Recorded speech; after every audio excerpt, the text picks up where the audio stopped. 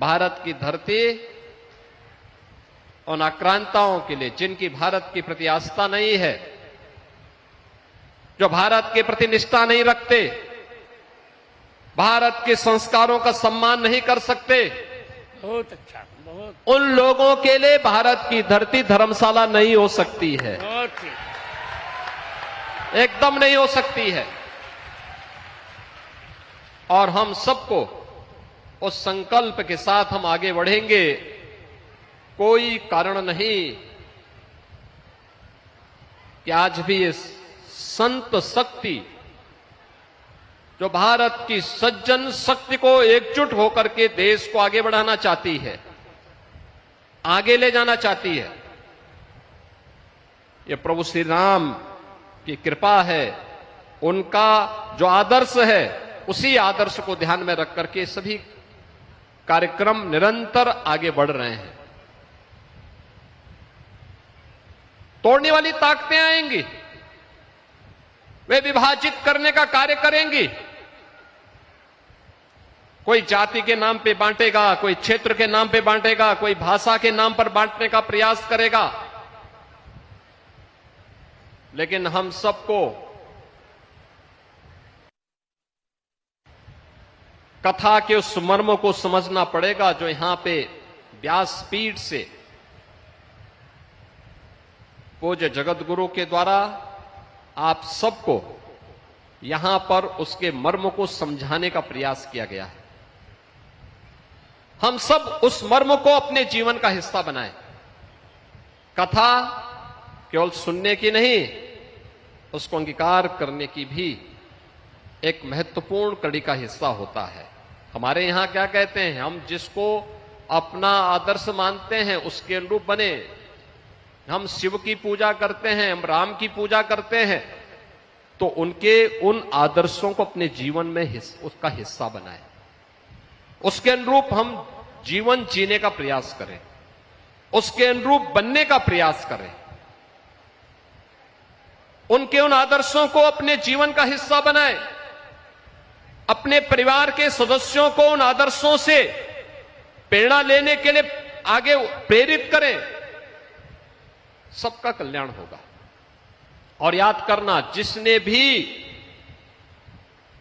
राम को अपने जीवन का आदर्श बनाया उसका कल्याण हुआ है। जिसने राम का द्रोह किया है याद करना, उसको इस धरती पर कोई जगह नहीं मिली है, कोई जगह नहीं मिली है। हम सब इस बात को ध्यान में रखेंगे। अनेक उदाहरण आपके सामने हैं, अनेक उदाहरण आपके सामने दिए जा सकते हैं, उदाहरण आपके सामने दिए जा सकते हैं। रामायण कालखंड के भी उदाहरण आपके सामने हैं।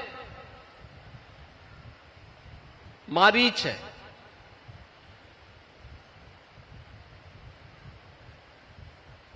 रावण है, उच्च कुल में और श्रेष्ठ व्यवस्था में जन्म लेते हैं, लेकिन पशुवत मारे जाते हैं क्योंकि राम के साथ द्रोह करते हैं। और हमारे पवन सुत हनुमान जी हैं या विभीषण हैं, सामान्य जीवन में उनको भले ही जन्म के समय उसके उपरांत कितना सम्मान मिला, लेकिन राम की संगत में आने के बाद लोग पूज्य हो गए, सबके लिए पूज्य हो गए। हम प्रातःकाल जिन 7 नामों का स्मरण करते हैं उनमें विभीषण का भी नाम है। हमारे यहां हर समस्या का समाधान हम किसी को मानते हैं, आप देखते होंगे, और हम लोग बचपन से इस बात को देखते रहे हैं। कोई गांव का अनपढ़ व्यक्ति भी, निरक्षर व्यक्ति भी होगा, लेकिन उसको हनुमान चालीसा जरूर याद होगी। हनुमान चालीसा वो जरूर याद करके रखता था। ये है ताकत। और इसीलिए तो आप सौभाग्यशाली हैं कि तुलसी पीठाधीश्वर के श्रीमुख से जगतगुरु रामानंदाचार्य तुलसी पीठाधीश्वर पूज्य स्वामी रामभद्राचार्य जी के श्रीमुख से इस पावन कथा को श्रवण करने का आनंद आपको प्राप्त हुआ है। और हम लोग इसीलिए कहते हैं,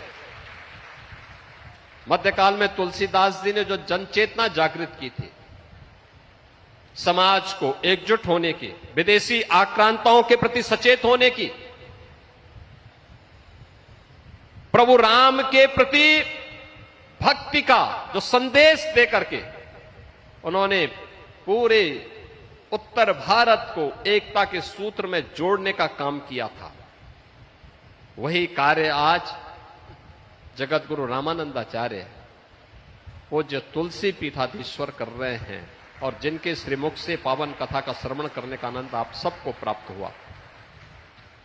आप सब पूज्य महाराज जी के आशीर्वाद से प्रभु की कृपा के पात्र बने, इस पावन कथा को श्रवण करने का आनंद आपको प्राप्त हुआ। ऐसे विद्वान संत के श्रीमुख से प्रभु की इस गाथा को वर्तमान परिप्रेक्ष्य में हम सब कैसे अंगीकार कर सकते हैं या सुनने जानने का अवसर प्राप्त हुआ। और साधना उनकी देखो, यानी जगत गुरु बनने के पहले एक लंबे समय तक उन्होंने अखंड साधना की थी, अखंड साधना। और इस उम्र में भी फिर उनके द्वारा अगले 6 माह के लिए एक एकांतिक साधना के लिए उनका प्रस्थान हो रहा है। साधना के पूर्व मेरी उनसे बातचीत होगी और हम लोग तो हमेशा उनके साथ में हैं, हमेशा उनका सानिध्य प्राप्त हुआ है, हमेशा उन्होंने समाज को एक दिशा दी है। और मैं तो उनका इसलिए भी कि देखिए, उन्होंने उन सारी बाधाओं को तोड़ा है जिनमें उनके सामने अपनी मेहनत से, अपने दृढ़ संकल्प के साथ जीवन की बाधाओं को तोड़ा है। उन्होंने समाज की उन बेड़ियों को तोड़ा है जो अक्सर किसी ऐसे व्यक्ति के बारे में थोपने के प्रयास होते हैं